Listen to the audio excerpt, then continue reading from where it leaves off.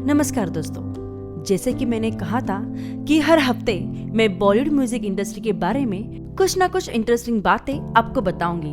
तो लीजिए, आज ऐसा ही एक मजेदार गीत का किस्सा आपके लिए लेकर आई हूँ। दोस्तों, इस दुनिया में कोई भी चीज बेफिजूल नहीं होती, फिर चाहे वो कोई जीवित या निर्जीव चीज हो या हो किसी की सोच हो। कुदरत ने हर एक चीज किसी ना किसी मकसद से ही बनाई है। बस उसका उपयोग हमें अब होने वाला है या कल होने वाला है या आने वाले किसी पल में होने वाला है, इसकी कोई गारंटी नहीं है। दोस्तों, आज हम जिस आधुनिक दुनिया में जी रहे हैं, उस दुनिया की कई कल्पनाएं कुछ लोगों ने सदियों पहले ही कर रखी थी। दोस्तों, रोजमर्रा के इस्तेमाल में आने वाला ये मोबाइल फोन, इसकी कल्पना भी दुनिया के वैज्ञानिकों ने कई साल पहले कर रखी थी, जिसे उन्होंने टेलीपैथी का नाम दिया था। यही टेलीपैथी मोबाइल फोन बनकर हमारे हाथ में आ चुका है। तो अब आपको ये लग रहा होगा कि मैं आपको अभी आपके फोन में कुछ गाना सुनाने वाली हूँ, लेकिन ऐसा नहीं है।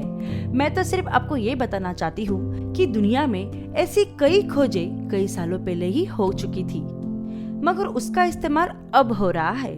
ऐसा ही हमारे फिल्म इंडस्ट्री में कई बार हो चुका है। कई फिल्मों की स्क्रिप्ट बनने के बाद भी फिल्में नहीं बनी, मगर कुछ स्क्रिप्टें कई सालों के बाद भी पढ़ी गई और उस पर हिट फिल्में बनाई गई। मगर क्या आप जानते हो कि किसी ने अपने बचपन में सुनी हुई धुन को अपनी जवानी में इस्तेमाल किया और फिल्म इंडस्ट्री का एक बेहतरीन गीत हमें दिया। तो शुरू करते हैं आज का अपना सफर, जिसका नाम है गीतों की कहानी, करिश्मा की जुबानी। दोस्तों, कई बार ऐसा होता है कि आप बनने कुछ और जाते हैं, बन कुछ और जाते हैं, देखने कुछ और जाते हैं, दिख कुछ और जाता है, खरीदने कुछ और जाते हैं और खरीद कुछ ले आते हैं। आज मैं जो किस्सा आपको बताने जा रही हूँ, जिस गाने के बारे में मैं आपको बताने जा रही हूँ, इस गाने के बारे में भी कुछ ऐसा ही एक किस्सा है कि बनने कुछ और गया और बन कुछ और गया, और फिर जो बना वो इतना बड़ा इतिहास था, इतनी बड़ी यादगार थी। उस गाने के बनने के बाद आज भी इतने सालों बाद भी एवरग्रीन है। मोहब्बत के लिए उस गाने से ऊपर कोई भी गाना माना नहीं जाता। जी हाँ, तो सबसे पहले मैं बता दूं, यह वो दौर था जब सामाजिक फिल्में बनने लगी थी और राजेश खन्ना जी का सुपरहिट दौर शुरू ही हुआ था। और राजेश खन्ना की शुरुआती सुपरहिट फिल्मों में जो सबसे बड़ी हिट फिल्म थी, ये किस्सा उसी फिल्म की कहानी है। मगर इस कहानी से पहले की कहानी कुछ और ही है। एक्चुअली आपको पता ही होगा कि एसडी दा और किशोर दा का रिश्ता कितना कमाल था। एसडी दा का एक फोन और किशोर दा का एक पूरा गाना आ जाना। 2 महीने बाद जो गाना रिकॉर्ड करना था, उसके लिए एसडी दा किशोर दा को कुछ इस तरह से परेशान करते थे कि हर रात 2 बजे फोन करके किशोर दा को पूछते थे कि तू ठीक है ना, तेरी आवाज तो ठीक है, और फोन काट देते थे। और ये सिलसिला चलता रहा। और फिर एक दिन किशोर दा को फोन आया कि किशोर, तू सवेरे सवेरे मेरे घर पे आ जा और अमित को भी अपने साथ ले आना, मैं तुझे बढ़िया खाना खिलाऊंगा। अब दावत तो पक्की थी, तो किशोर दा अपने बड़े बेटे को साथ में लेकर एसडी दा के घर पहुंच गए। उसी समय एसडी दा अपने बालकनी में टहल रहे थे और उस वक्त उन्होंने किशोर दा को आते हुए देख लिया और किशोर दा ने भी एसडी दा को आवाज दी। एसडी दा बोले, अरे किशोर, आ गया तू, आजा आजा। फिर किशोर दा दरवाजे को खटखटाकर लगभग 5 मिनट तक वहीं पे खड़े रहे, लेकिन किसी ने दरवाजा नहीं खोला। फिर किशोर दा ने एसडी दा को एक और आवाज लगाई। फिर जाकर एसडी दा ने खिड़की से देखा और बोले, अरे किशोर, तू कब आया? किशोर दा हैरान होकर बोले, अभी तो आपने मुझे देखा था। फिर एसडी दा बोले, अच्छा, फिर घंटी क्यों नहीं मारी? और फिर उन्होंने दरवाजा खोल दिया। जब किशोर दा अंदर पहुंचे तो देखा कि लोगों के चेहरे मुरझाए हुए थे। एसडी दा ने एक बंदे की तरफ इशारा करके किशोर दा से कहा कि किशोर, इस बंदे के लिए गाना बनाना है।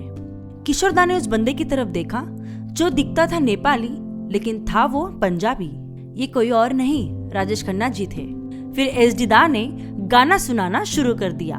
इस वक्त किशोर दा की नजर आर.डी. बर्मन और शक्ति समंता पर पड़ी, जो कि इस फिल्म के डायरेक्टर थे, और ये दोनों किशोर दा की तरफ कुछ इशारे कर रहे थे। फिर किशोर दा को ऐसा लगा कि शायद ये धुन इनको भी पसंद नहीं आई।